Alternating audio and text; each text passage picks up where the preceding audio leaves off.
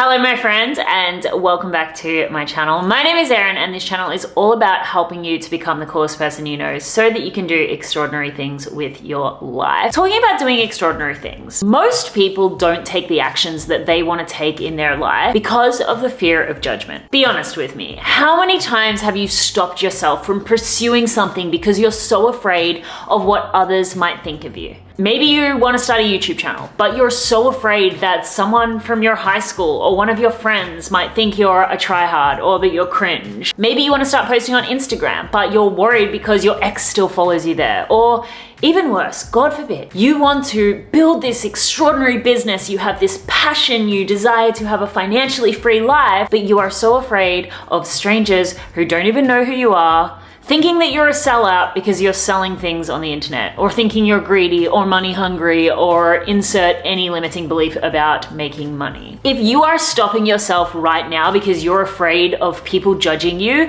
if you're stopping yourself from taking the actions that you need to take to get to where you want to go because you're so afraid of people judging you, I want to let you know something about the fear of judgment. Most of the time, the things that we are afraid of other people judging us around is things that we haven't yet accepted in ourselves. And so this video, what I really want to go into is how to build a better self-image. I recently did a whole entire series on becoming the coolest person you know, building a better relationship with yourself, but I want to go deeper with some of the exercises and tools that you can use to actually build your self-image, because building your self-image will help you to dissolve a lot of the fears of judgment that are stopping you from taking action and doing amazing things. Let's just role play for a second, shall we? You and me, let's do a little role play, okay?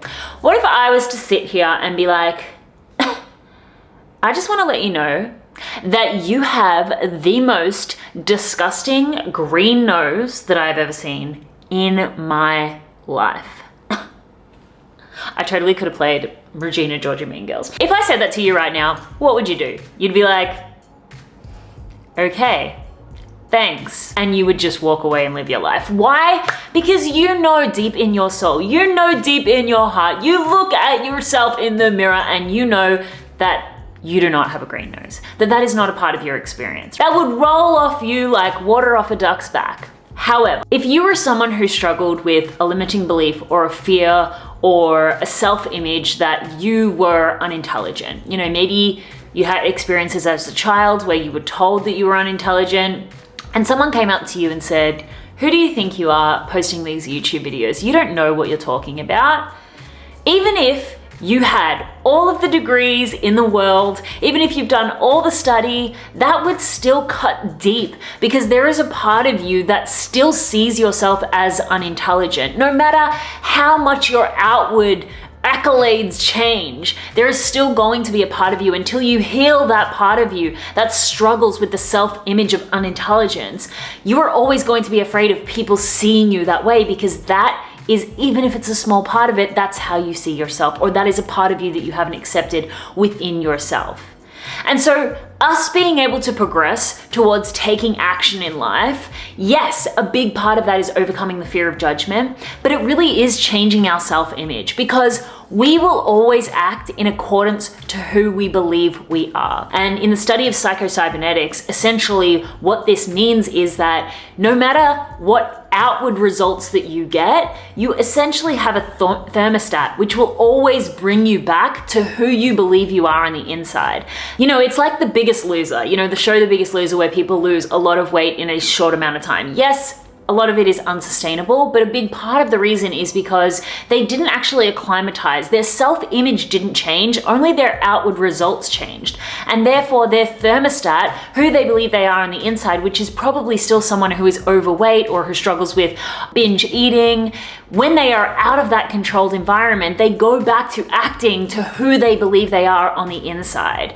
So changing your self-image, working on your self-image, working on your relationship with yourself will not only help you overcome the fear of judgment, allowing you to take more action, but it will allow you to actually sustain the results that you get when you get there. So let's jump into the 4 things that you can do. Stay till number 4, because number 4 is my absolute favorite. Honestly, this is brought so much change into my own life, so much change, so much joy, and so much happiness. But these are the 4 things that will really help you start working on your self-image so that you can change that internal blueprint and achieving the things you want to achieve. The first thing that really matters when it comes to self-image is your self-trust. Self-trust is so important. Think about this. Even if somebody did judge you and you have this belief that if somebody judged you, the world is over. We over-catastrophize. Oh my God, someone's gonna hate me. Somebody's gonna judge me and I'm not gonna survive. That is a lack of self-trust. Even if somebody judged you on the internet, you having a positive sense of self-trust will mean that you know, regardless of challenges that happen, negative situations that arise, that you will be okay regardless. So a big part of how you see yourself is building a sense of self-trust. And there are 2 things that you need to consider when it comes to self-trust. The first is self-respect. Self-respect means that you are keeping the promises that you make to yourself. It is so important for you to work on this. We often prioritize keeping the promises we make to other people over the promises that we make to ourselves. Why? Because it doesn't matter if I said I was gonna go to the gym and didn't go. Who's gonna know?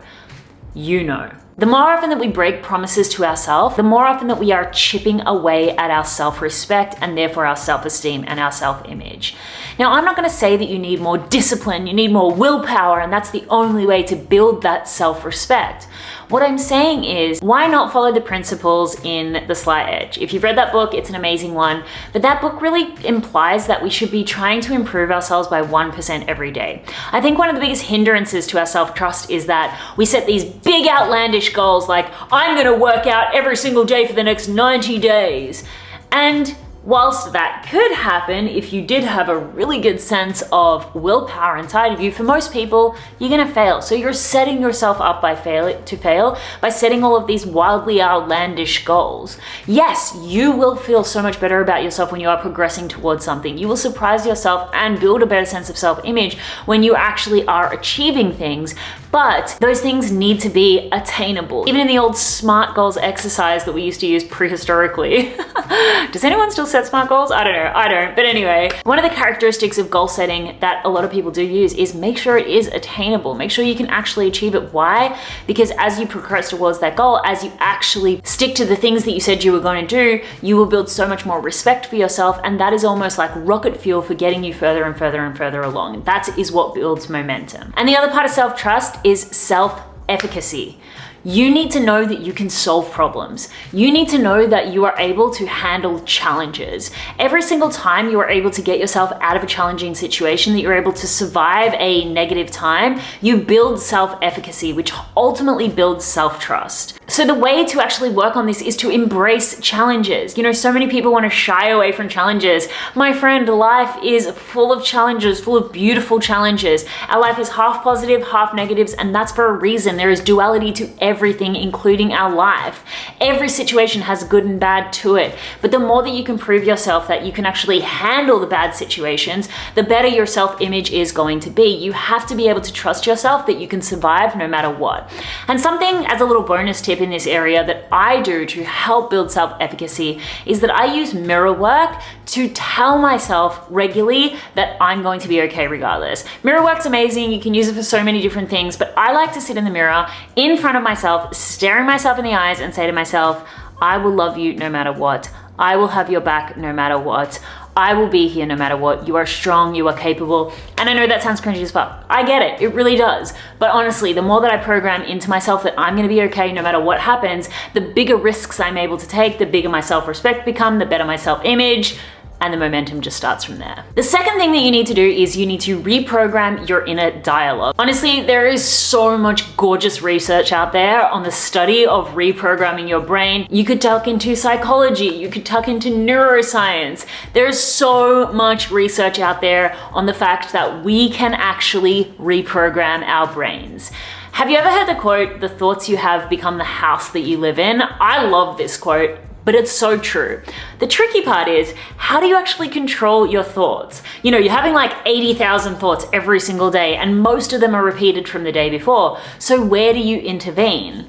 Well, you have to start trying to retrain some of those negative thoughts that you have about yourself that tell you that you're not good enough, or that are reinforcing these limiting beliefs that you have. All of the things that you tell yourself that stop you from doing things and that you fear others are going to judge in you, you have the power to reprogram. The secret to it is repetition. You're not going to tell yourself a positive incantation one time and then be like, I'm cured. Oh my gosh, that thing that I believed ever since I was 7 years old, it's all of a sudden gone. Yes, there are some techniques like NLP that do have rapid transformations, but for many of us, it does take a lot of anchoring and a lot of repetition.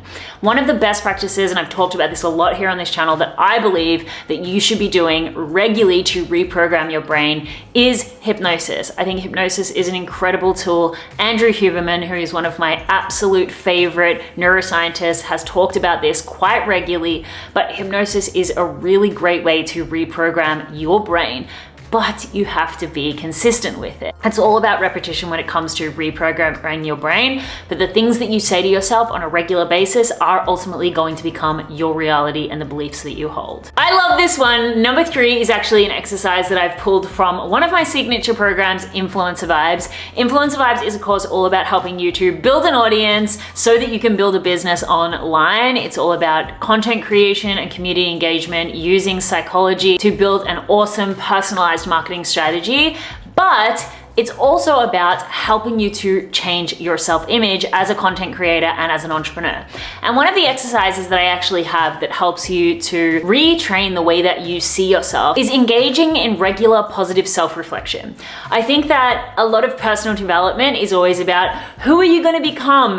Who are you going to be? Step into your next level self, step into that next level you, all that kind of stuff. It's awesome. It's awesome to be inspired and motivated towards whatever version of yourself you want to become in the future. However, what that quite often does is take away from what you've become from the past. And what a lot of people do is they're measuring the gap between where they are and where they want to be, and they are not sitting in self-reflection on where they are from where they've actually come. So something that you should be doing regularly is sitting down in self-reflection and just reflecting on a bunch of the amazing stuff that you have done in your life, because again, it helps to build that self-efficacy and it helps to prove to you that you are actually an incredible human being who's had incredible experiences in the past and therefore will continue to have incredible experiences in the future.